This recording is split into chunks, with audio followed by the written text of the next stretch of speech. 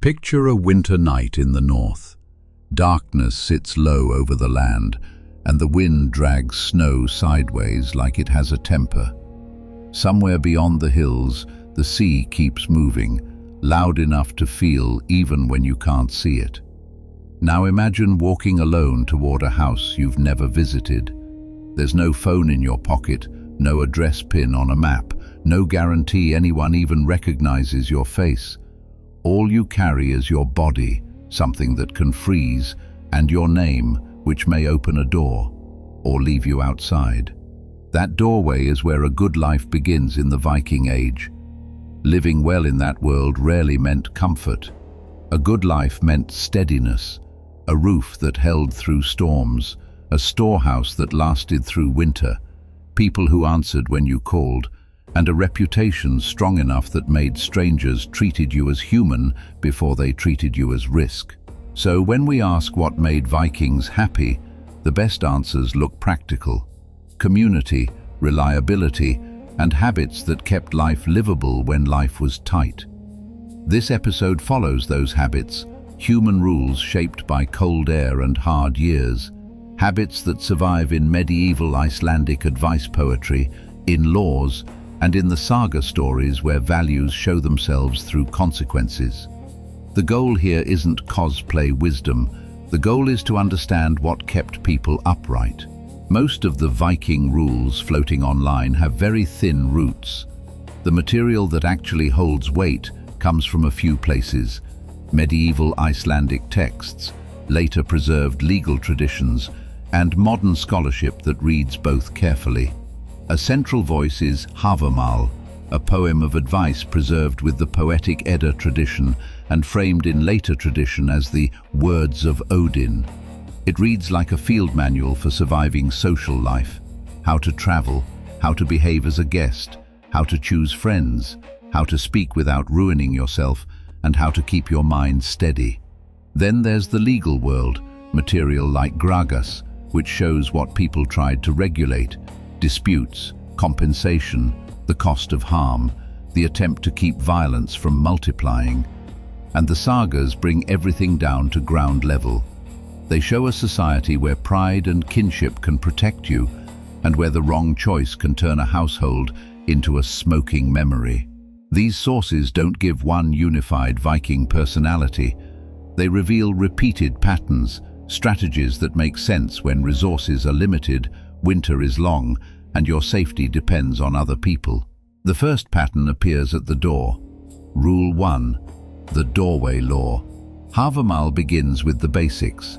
A traveler needs warmth, food, and a place to sit. A host needs order, dignity, and the feeling that their generosity won't be repaid with trouble. Hospitality sits right there between survival and social intelligence. In a world where travel was dangerous, hospitality acted like infrastructure. A fire and a meal weren't a luxury, they were a system that kept roads usable and communities connected. When doors stay shut, people die quietly. When doors open with care, strangers become future allies. That care mattered. A good host protects a guest's life, and a good guest protects a host's household from shame and chaos. Respecting limits, how long you stay, how you speak, how you carry yourself, was part of the exchange. The ritual isn't just be nice, it's keep the peace inside the walls. Interdependence is the real lesson here. People survived because others helped them survive, and the culture built rules that made help predictable. Second rule, the power of enough. Hard environments teach a specific wisdom, knowing when to stop. That wisdom shows up again and again in Hávamál, especially around drinking, speech, and ego. A clear head has value when your mistakes don't just cost you, they cost your household. Moderation keeps a person standing. It protects judgment, it protects relationships, and also protects tomorrow. In places with narrow margins, excess becomes a threat. One night of bravado can start a feud. One loose tongue can embarrass an ally. One reckless celebration can eat the supplies meant for winter. The person who knows enough holds a quiet advantage. That advantage doesn't look heroic in a movie. It looks like stability, like a roof repaired on time, like a promise kept even when nobody is clapping. Rule number 3. Your name is your shelter. Reputation travels ahead of you. In the Viking Age, your reputation could function like a shield you wore without lifting your arm. It walked into rooms before you did, shaping the welcome you received and the risks others were willing to take on your behalf. Arriving hungry at someone's door becomes a test of that reality. A trusted name turns suspicion into hospitality. A damaged name makes everything heavier: trade, marriage negotiations, travel, and conflict. In disputes, credibility is oxygen. People side with the person they believe will repay loyalty instead of consuming it. Honor becomes public memory, the long echo of your actions. It's the record of what you do under pressure and how reliably you return what you take. Keeping your word, paying what you owe, showing up for your people. Those are habits that turn life into something stable.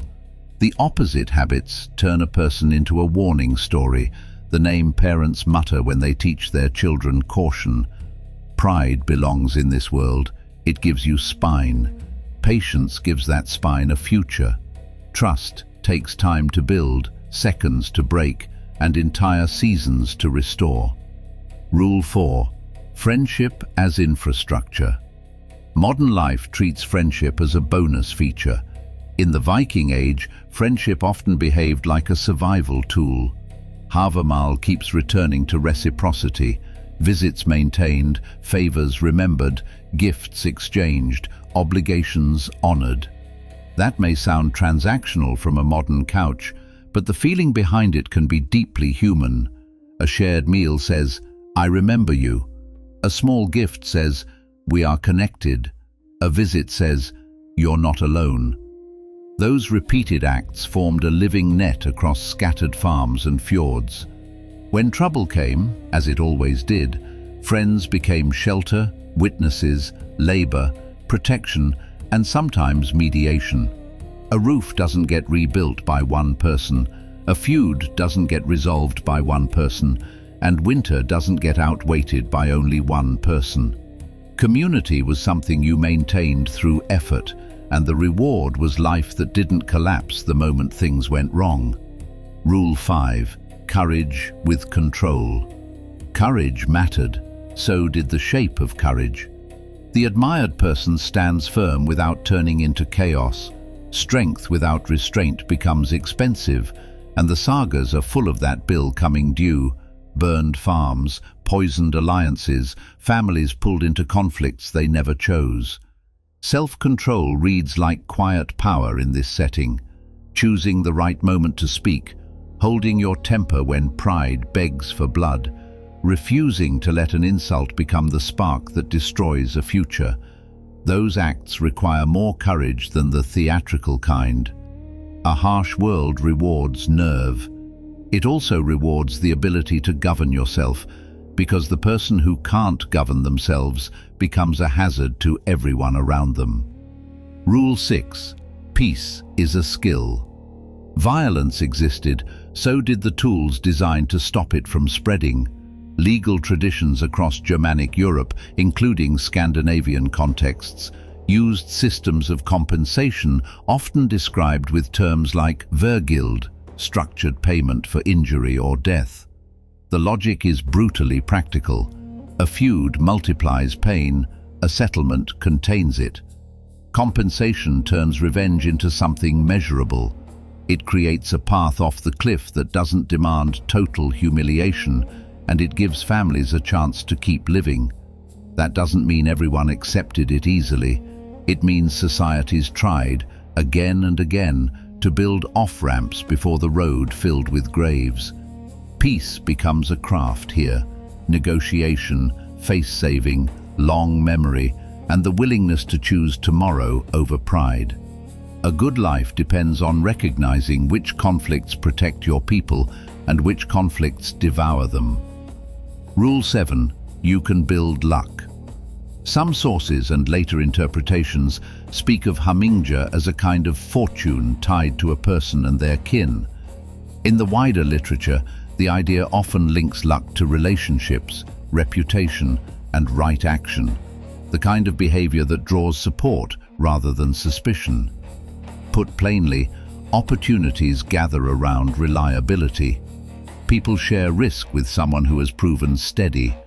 Doors open more easily for someone known to repay. Help arrives faster for someone who shows up for others. The language is mythic, and the reality underneath it is social. A good life includes gratitude for good fortune, and it also includes habits that make good fortune more likely to arrive and more likely to stay.